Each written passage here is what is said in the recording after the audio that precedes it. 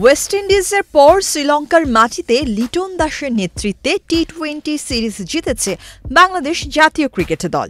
এবার প্রতিপক্ষ পাকিস্তান।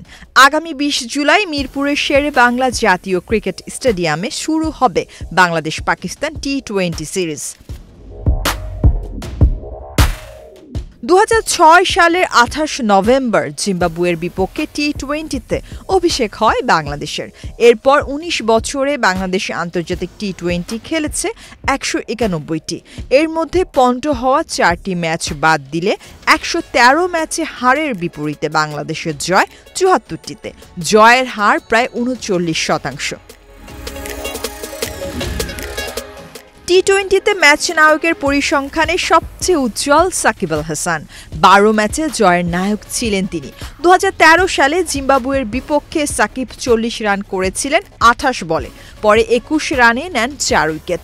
প্রথমবার তিনি সেরা হন এই ম্যাচেই। আর সর্বশেষ বিশ্বকাপে নেদারল্যান্ডসের বিপক্ষে অপরাজিত ৬৪ রানের ইনিংসে ম্যাচ সেরা হন সাকিব। সাকিবের পর বাংলাদেশের দ্বিতীয় সর্বোচ্চ জয়ের নায়ক মাহমুদুল্লাহ রিয়াদ। ৫ বার বাংলাদেশকে জয়ের হাসি হাসিয়েছেন রিয়াদ। নিদাহাস ট্রফিতে শ্রীলঙ্কার বিপক্ষে অপরাজিত ৪৩ রানের ইনিংসটি এখনও স্মরণীয়। ঘরের মাঠে ৫২ রানের ইনিংসে অস্ট্রেলিয়া এবং অপরাজিত ৩৭ রানে নিউজিল্যান্ডকে হারানোর ম্যাচ দুটিও কম যায় না। মুশফিকুর রহিমও জয়ের নায়ক হয়েছেন ৪ বার। এর মধ্যে সবচেয়ে আলোচিত ম্যাচটি ২০১৯ সালে ভারতের মাটিতে তাদেরই বিপক্ষে। ওই ম্যাচে অপরাজিত ৬০ রানের ইনিংস উপহার দিয়েছিলেন মুশফিক। ২০১৮ সালে শ্রীলঙ্কার বিপক্ষে অপরাজিত ৭২ রানে হয়েছিলেন ম্যাচ সেরা।